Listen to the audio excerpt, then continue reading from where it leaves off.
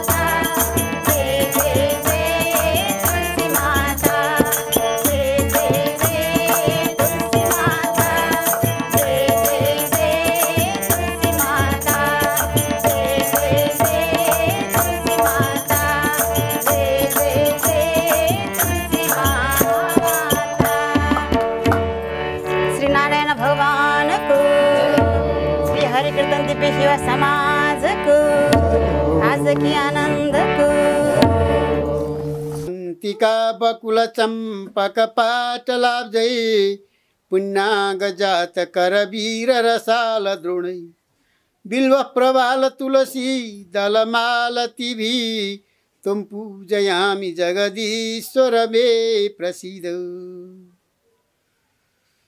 नमो गुरुभ्यो गुरुपादुकेभ्यो नमो परेभ्यो परपादुकेभ्यो आचार्य सिद्धेश्वर पादुकेभ्यो नमोस्तु लक्ष्मीपति पादुकेभ्यो। सीतानाथ समारंभां रामानन्दार्य मध्यमाम् अस्मदाचार्य पर्यन्तां वन्दे गुरु परम्पराम्। भगवत भक्त सज्जनहरू, कार्तिक शुक्ल एकादशी को कथा अब प्रारम्भ हुन्छ। कार्तिक शुक्ल एकादशी को कथा सुनाइन्छ। ब्रह्माजीले भन्नुभयो, हे मुनिहरूमा श्रेष्ठ नारद ऋषिलाई ब्रह्माजीले भन्नुभएको,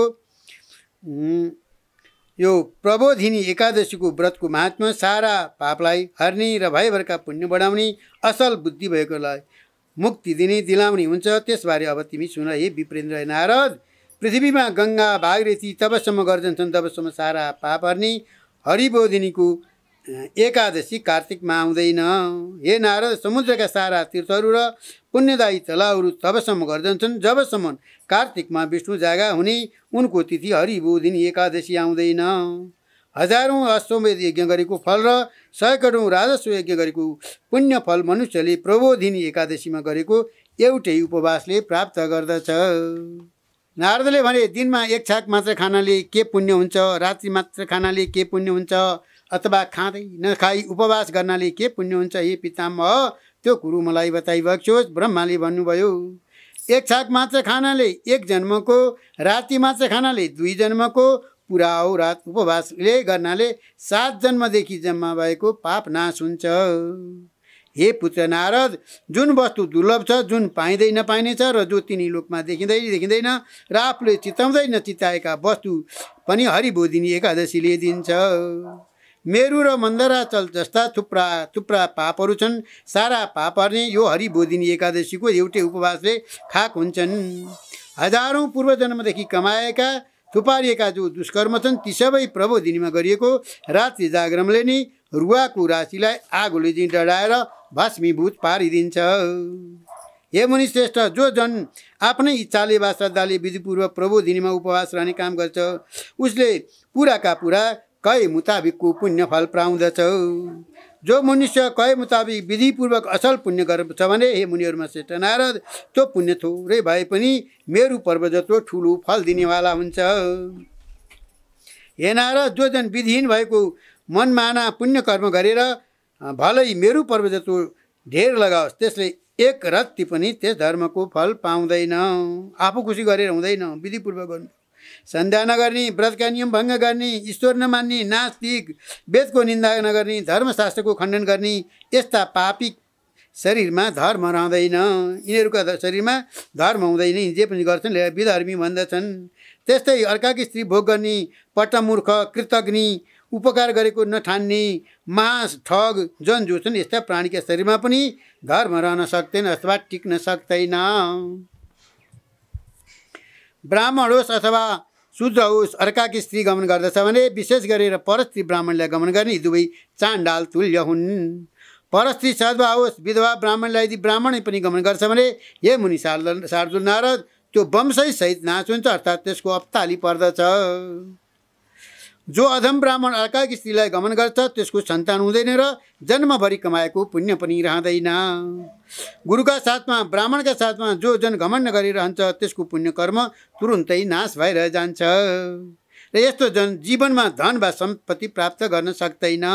सदाचार नगर्ने मानिसहरूको वेश्यागमन गर्ने, पुरुषहरूको तथा दुष्टको सङ्गत वा सेवा गर्ने त्यस्ता मनुष्यको मुख देख्ने बित्तिकै धर्मले मुन्टो बटार्दछ।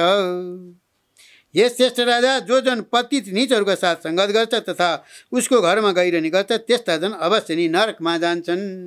पापीहरूको त घरमा पनि नजानु भनेको छ। हे बाबु नारद, स्वागत, आसन, भोजनले जुन मनुष्यहरूको धर्म नष्ट भएको छ तिनीहरूको कीर्ति, आयु, सन्तान र सुख सबै नष्ट हुन्छ। जो अधम मनुष्यहरू साधुहरूको अपमान गर्छन्, त्रिवर्ग धर्म अर्थ कामका फल हीन रहित भएका छन्, नरक रूपिया आगोले डढाइन्छन् त्यस्ता जनहरू। जो अधम मनुष्यहरू साधुहरूको अपमान गरेर रमाउँछन्, जो मूर्खहरू त्यस्ता अपमान गर्नुलाई रोक्दैनन् त्यस्ता अस्ति मनुष्यहरूले नै आफ्नो कुल नाश भएको देख्दछन्। भ्रष्ट आचार विचार हुने, जनको चुगुलखोल गर्ने, महामूर्ख सडको शरीरले जतिसुकै दान हवन गरे पनि त्यसको असल गति कदापि हुँदैन। त्यसकारणले मनुष्यले आफ्नो कल्याण नहुने तथा लोकद्वारा निन्दा गरिने कुनै पनि कम नगर्नु। सबैले सदाचारी भएर रहनु, सदा धर्म नाश हुँदैन। सदाचारी भए बस्यो भने आफूले कमाएको धर्मको नाश हुँदैन। जो मानिसहरू तन मनले म प्रबोधिनीको व्रत गर्छु भन्ने ध्यान गरिरहन्छन् अर्थात् चिताइरहन्छन् त्यस्ता जनको 100 जन्म पहिलेको पाप बिलाएर जान्छ, नाश हुन्छ। गर्छु भन्दा मात्रै पनि गर्दा त कस्तो होला। जो जन प्रबोधिनीको रातभरि जागरण गर्छन् त्यसले आफ्ना त्यस पुण्यले बितेका आउने र भइरहने अर्थात् पछाडिका, अगाडिका र वर्तमान 10,000 आफ्ना वंशलाई तुरुन्तै विष्णु लोकमा पुर्याउँछन्। अनि पूर्वका कर्मले उत्पन्न भएका नारकीय दुःखहरूद्वारा छुटेका उसका पितृहरू खुसी हुँदै सज धजका साथ विष्णुलोकमा निवास गर्न पाउँदछन्। जुन जनले ब्रह्म हत्या आदि घोर पाप गरेर पनि यदि उसले प्रबोधिनीको रातभर जागरण गर्यो भने उसका सबै पाप धोइएर हे मुनि त्यो जन निष्पाप हुन्छ। जागरणको यति ठुलो महत्त्व छ। एकादशीमा पनि जागरण बस्नुपर्छ। भगवान्लाई अत्यन्तै प्रिय छ जागरण। जुन पुण्य विधिपूर्वक गरिएका अश्वमेध आदि यज्ञहरूले पनि पाउन कठिन छ त्यो पुण्य फल प्रबोधिनीमा व्रत पुरा गर्दा रातभर जागरण गर्यो भने सजिलैसित प्राप्त हुन्छ। समस्त तीर्थहरूमा डुबुल्की मारेर नुहाएर तथा गाई सुन जग्गा दान गरेर पनि त्यति ठुलो पुण्य पाइँदैन। त्यो ठुलो पुण्य फल हरिबोधिनीको रातभर हरिको कीर्तन गर्दै जागरण गरेर पाइन्छ। हे मुनि हे शार्दुल मुनि श्रेष्ठ नारद त्यही नि पुण्यात्मा जन्मिएको त्यसले आफ्नो कुललाई पवित्र पार्दछ र कार्तिक महिनामा हरिबोधिनीको विधिपूर्वक व्रत पूजा जागरण गरेको छ जसले त्यो मनुष्यहरूको मृत्यु निश्चित छ। त्यस्तै एक दिन धन नाश हुनु पनि निश्चित छ। हे मुनिश्रेष्ठ यस्तो कुरो जानेर अवश्य नि विष्णुको दिन हरिबोधिनीको व्रतको पूजा जागरण गर्नै पर्दछ। तिनी लोकमा जो कोही यानी भएभरका तीर्थहरू जान्छन् ती सबै तीर्थहरू त्यसका घरमा सदा रहन्छन्।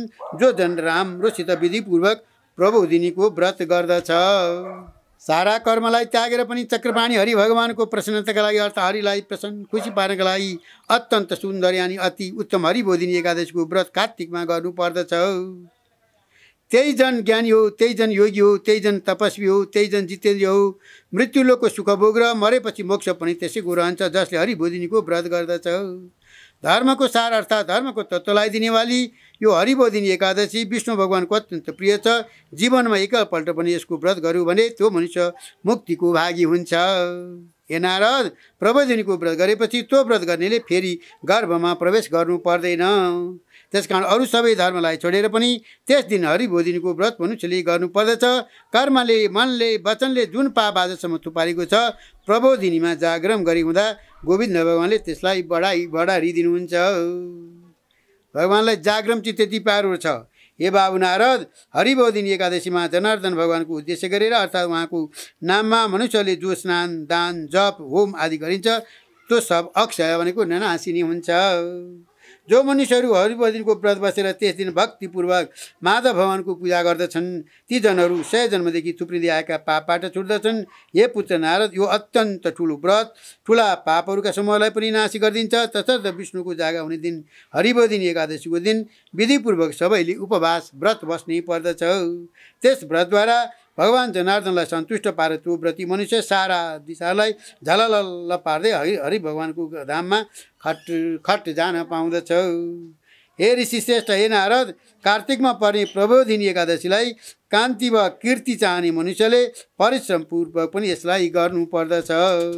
हे बाबु नारद बालककालमा यौवन अवस्थामा तथा बुढो भएपछि जुन पाप सैकडौँ जन्मदेखि गरेर थुपारिएका छन् पाप थोरै होस् अथवा धेरै होस् हे मुनिहरूमा श्रेष्ठ नारद सुकेको पुरानो होस् वा गिलो ताजा होस् अथवा एकदम गुप्त पाप होस् त्यो सबै पापका हरिबोधिनी एकादशीका दिन भक्तिपूर्वक गोविन्दको पूजा गर्यो भने त्यो पूजनले सफा पारेर पखालिदिन्छ।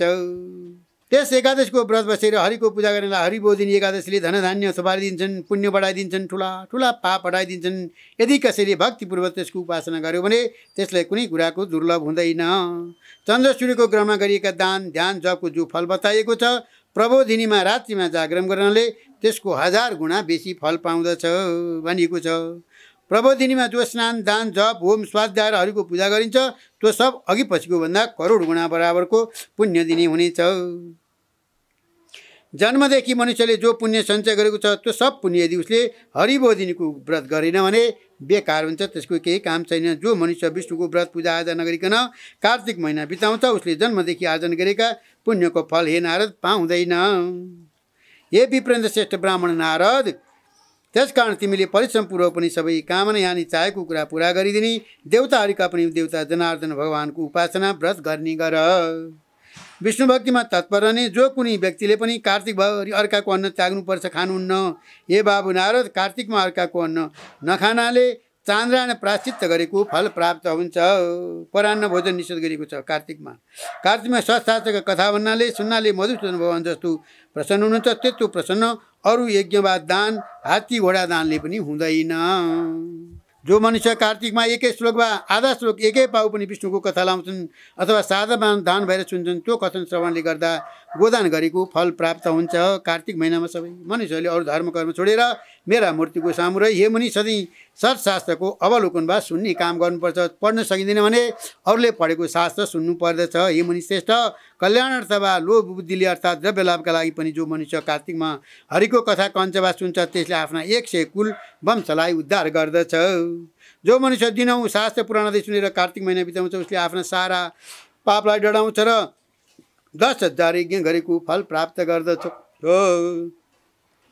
जो मनुष्य नियमपूर्वक चतुर्मासभरि नै विष्णु भगवानको कथा सुन्ने गर्छ विशेष गरेर कार्तिकमा अवश्य सुन्ने गर्छ भने उसले 1000 गाई दान गरेको फल पाउँछ।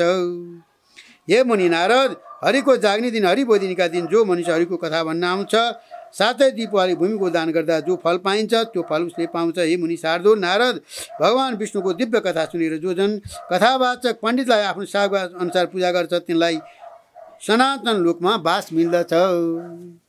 पिता ब्रह्माको यस्तो वचन सुनेर नारद मुनिले फेरि भने हे देवतामा श्रेष्ठ पिताजी सृष्टि मात्रका मालिक अब मलाई एकादशीको व्रत गर्ने विधान बताउनु हो।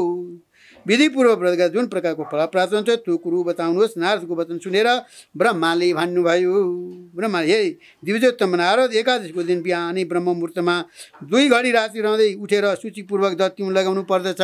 नदी पोखरीमा कुवामा बापीमा नभए घरैमा पनि नुहाउनु पर्छ अनि भगवान केशवको पूजा गरेर त्यसपछि हरिका चरित्रको कथा सुन्नु पर्दछ।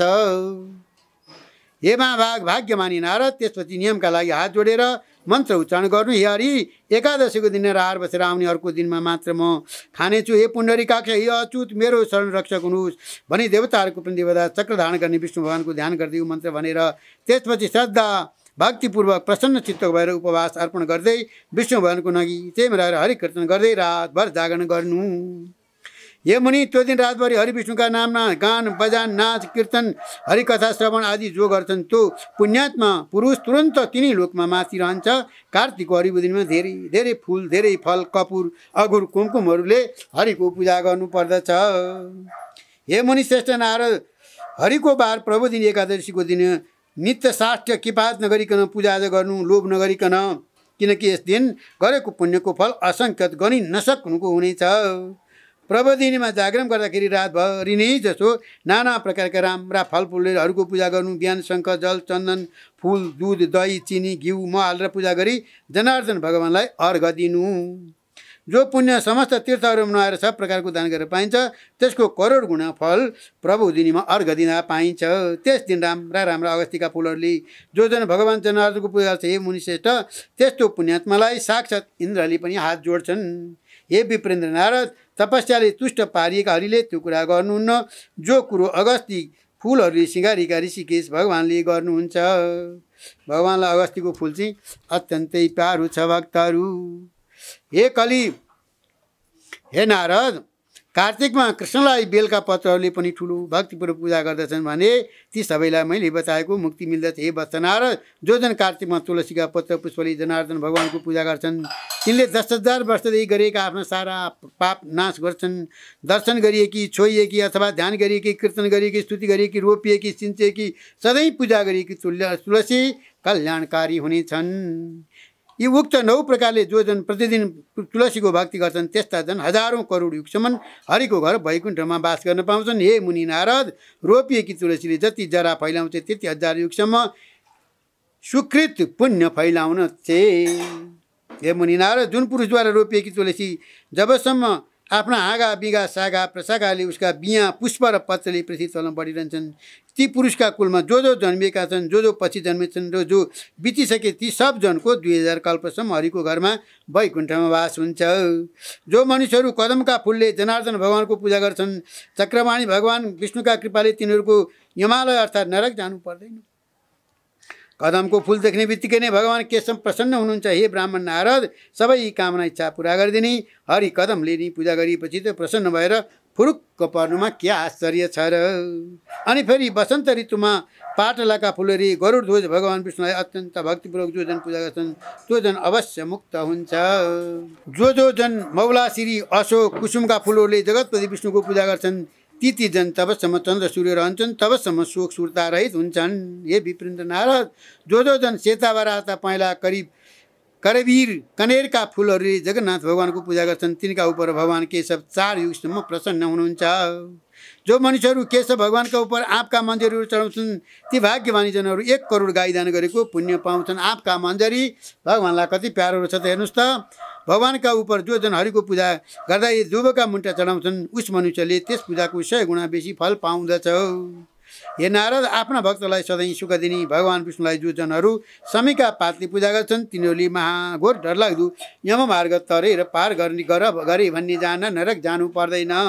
समीले भगवानको पूजा गर्दाखेरि जो मनुष्यहरू वर्षा ऋतुमा चम्पकका बोटमा फुलेका चाँपका फुलले भगवान विष्णुलाई पूजा गर्छन् ती मनुष्यहरू संसारमा फेरि जन्म लिनु पर्दैन। हे विप्रति नारद, कुम्भी अर्थात् पाटलाको फुल जो जन जनार्दन भगवानलाई अर्पण गर्छन् हे मुनि नारद ती जनले 1 फल सुन चढाएको फल अवश्य पाउँछन्। जो जन पहिले केतकीको फुल भगवान जनार्दनलाई अर्पण गर्छन् त्यसले 1 करोड जन्मदै कमाइ गरेर थुपारेको त्यसको पाप न गरुड जो भगवानले खाक पारेर डराइदिनुहुन्छ। कुमकुमको जस्तो रातो पहेँलो मिश्रित वर्णमा भएको तथा मग बास्न आउने सयपत्री गेदा फुलको कन भगवानमा जडाए जो पूजा गर्छन् त्यो झन् श्वेत दीपमा बस्न पाउँदछ। यस्ता प्रकारले भुक्ति मुक्ति दिने केशव भगवानलाई रातभर पूजा गरेर हे ब्राह्मण नारद भोलिपल्ट बिहान उठेर प्रशस्त पानीले खलल्ल बग्ने नदी खोलोमा गएर स्नान गर्नु। त्यहाँ नुहाएर छन्दा गरेर पूजा गरेर प्रातःकालीन क्रिया सकेर अनि व्रतको पूर्णताका लागि ब्राह्मणलाई भोजन गराउनु, गुरुलाई श्रद्धापूर्वक भोजन गराउनु, चक्रपाणी भोजनको लागि भेटी दक्षिणा चढाउनु, श्रद्धासाथ ब्राह्मणलाई भैँसी दक्षिणा दिनु, रात 1 साग खानु। व्रती मनुष्यले ब्राह्मणलाई यथेच्छ भोजन गराएर अनि अरूले थपेको अरूले दिएको नखाने र चतुर्मासभरि मासु नखाने व्रत जो गरेको छ ती सबै कुराहरू दही मह दान गर्नुपर्छ। चतुर्मास फल मात्र खाएर बस्ने नियम छ भने फल दान गर्नुपर्छ।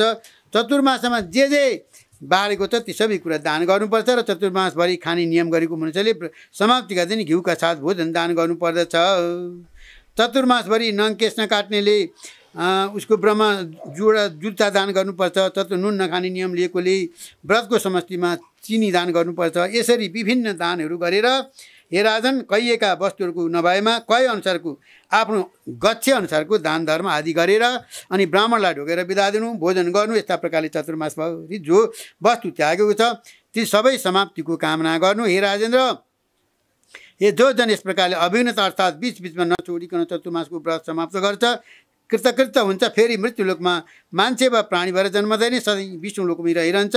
हे महिपाल राजनी सब कुरा विधिपूर्वक बताए बमोजिम गर्यो भने व्रत यानी चतुर्मासाको नियम परिपूर्ण हुन्छ। तर यदि व्रत गलत तरिकाले अर्थात् बेविधिले मनमानसित गर्यो भने त्यो व्रती अर्को जन्ममा मृत्युलोकमा अन्धो कोडी भएर जन्मनेछ। हे राजन युधिष्ठिर, यहाँ तिमीलाई जो कुरो सोध्यौ सारा कुरो तिमीलाई मैले बताएँ। यो मैले तिमीलाई सुनाएको 24 एकादशीको महात्मा जो जन कार्तिकभरि पाठ गर्छ अथवा कथा वाचन पवित्र समय ब्राह्मणद्वारा सुन्दछ उसले 1000 गाई दान गरेको पुण्य फाल पाउँछ। एकादशी महात्म्य एकदेव कृत नेपाली टीकायाम चतुर्विंश उत्सव श्रीकृष्ण गोविन्द हरे मुरारे हे नाथ नारायण वासुदेव अनन्त वैकुण्ठ मुकुन्द कृष्ण गोविन्द दामोदर माधवीति हरे नमः श्री परमात्मने नमः। थप भिडियोहरूको लागि हाम्रो च्यानल सब्स्क्राइब गर्नुहोस् र छेउमा रहेको बेल आइकन पनि दबाउनुहोस्।